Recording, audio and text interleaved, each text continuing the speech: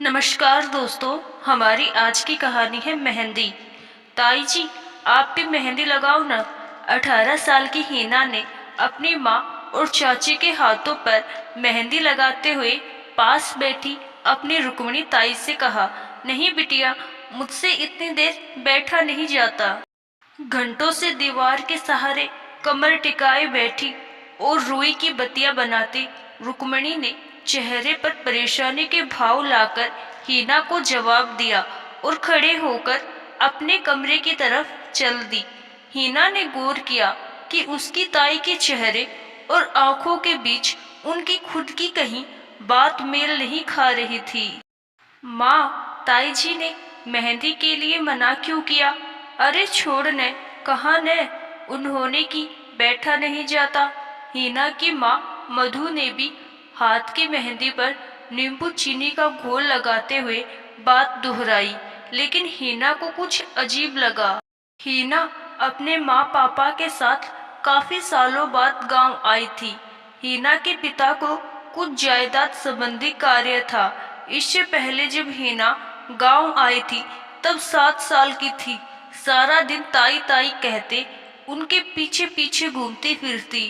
रुक्मणी भी अपनी पोती की उम्र की हीना पर जान देती और उसके साथ बच्ची बन खेलती, लेकिन ये सब ताऊजी की अनुपस्थिति में ही होता। ताऊजी के आने पर घर में खिलखिलाती हंसी ठिठोली शांति में बदल जाती। ताऊजी उर्फ ठाकुर मंगत पूरे गांव भर में अपने कड़क स्वभाव के कारण ही जाने जाते। विरासत में मिली संपत्ति, जमीन जायदाद के साथ ही घमंड और रुआब भी मिला था उन्हें। दोनों छोटे भाई अपने बड़े भाई मंगत से बहुत डरते। रुक्मणी तो एक कठपुतली या सेविका मात्र ही थी अपने पति मंगत के लिए। खैर, ये तो कई साल पहले की बात थी। अब तो ताऊजी का स्वभाव बदल गया होगा। यही सोचकर हीना ने ताई रुक्मणी द्वारा मेहंदी लगाने की बात पर की गई मनाही पर हीना ने अपना ध्यान भटकाया।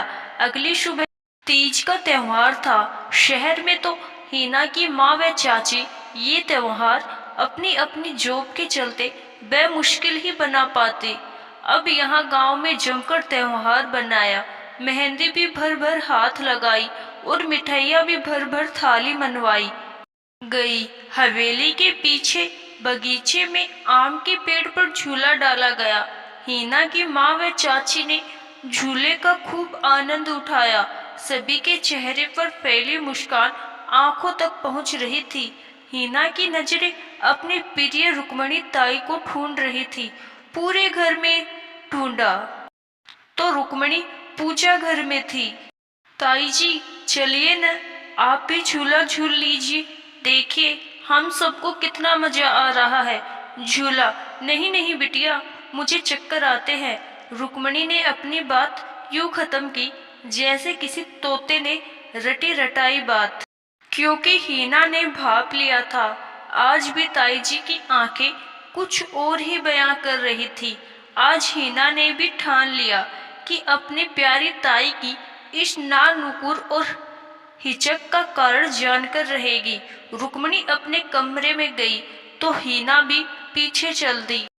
ताई जी, आपने क्यों आज लहरिया साड़ी नहीं पहनी? सलवार कमीज तो आप रोज ही पहनती हैं। आज तो आपकी भी तीज है, आज तो साड़ी पहननी होती। हीना ने गौर किया कि साड़ी शब्द सुनते ही रुक्मणी ताई के चेहरे का रंग उड़ चुका था। पानदान की सफाई करते हाथ कांप रहे थे। हीना ने आगे बढ़कर घबराती हुई रुक्मणी को गले लगा लिया तो रुक्मणी ने दर्द में एक आह भरी। डॉक्टरी की पढ़ाई करती हीना पल में पहचान गई कि ताई की पीठ पर कोई घाव है। काफी समय से ताई के इस दर्द के पीछे का कारण जानने की जिद पकड़े बैठी हीना के सामने आज ताई ने सालों से दबाए राज पर से पर्दा उठाया। बिटिया, ये घाव नहीं, इनाम है जो तुम्हारे ताऊजी ने मेरी चुप्पी और बर्दाश्त की हद पर दिए हैं। सालों पहले दुल्हन बनकर आई थी मैं इस घर में। पहली रात ही जान गई कि तुम्हारे ताऊजी भी उन मर्दों में से हैं जो औरतों को पाँव की जूती से अधिक कुछ न समझते। मेरा पहला समझौता उस सुहाग की सेज पर किया। मेरी इच्छाएं, मर्जी, सपने और उम्मीदें उसी रात फूलों की चिता पर खाक कर दिए गए। कुछ महीनों बाद हवेली में ऐसे ही तीज का त्योहार आया था।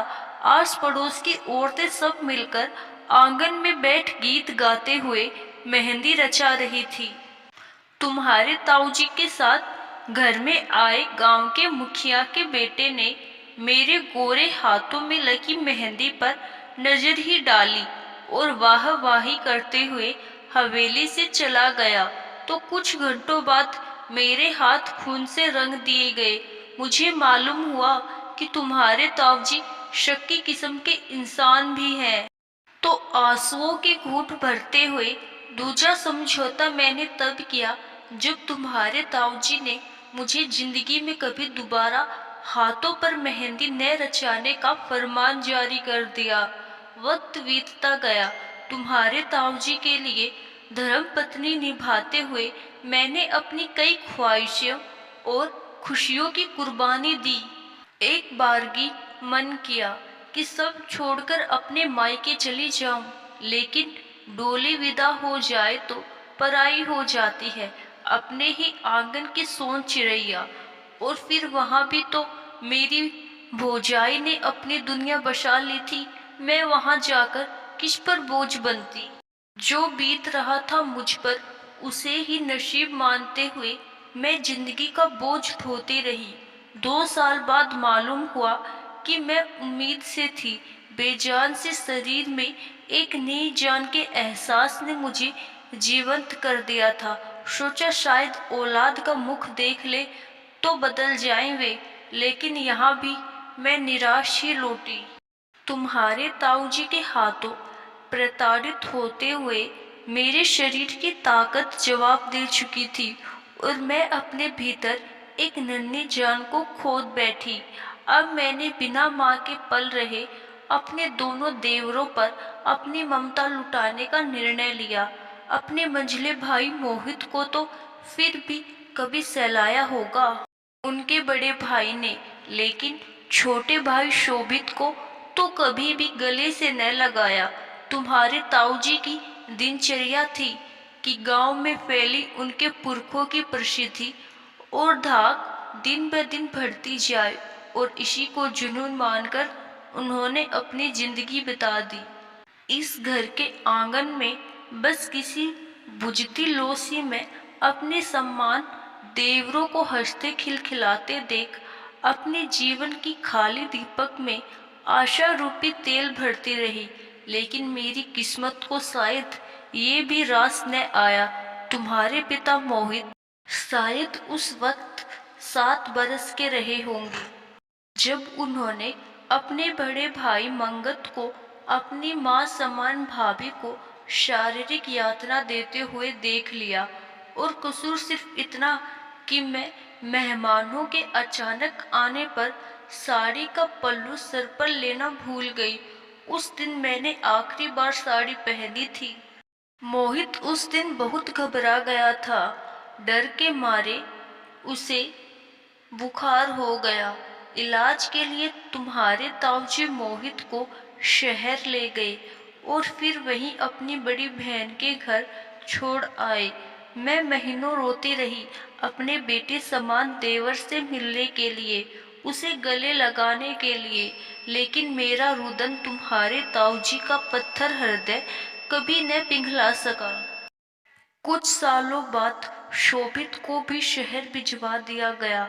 मैं यकीन कर चुकी थी इस बात पर कि मुझ में और हवेली के भीतर सजी उस कठपुतली में कोई फर्क नहीं।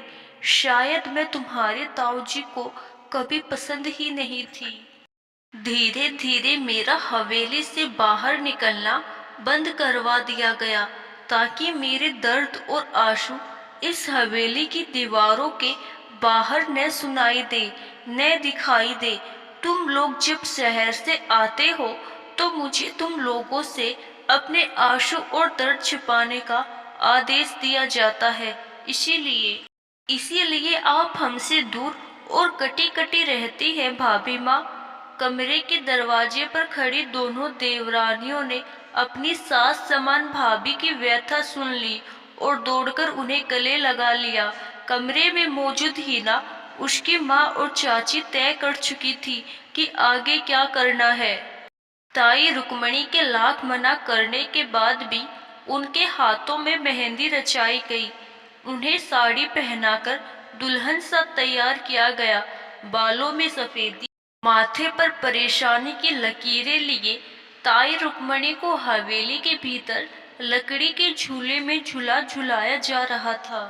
ताऊजी के आने का वक्त हो रहा था। रुक्मणी बहुत घबरा रही थी और वही हुआ जो हमेशा हुआ करता।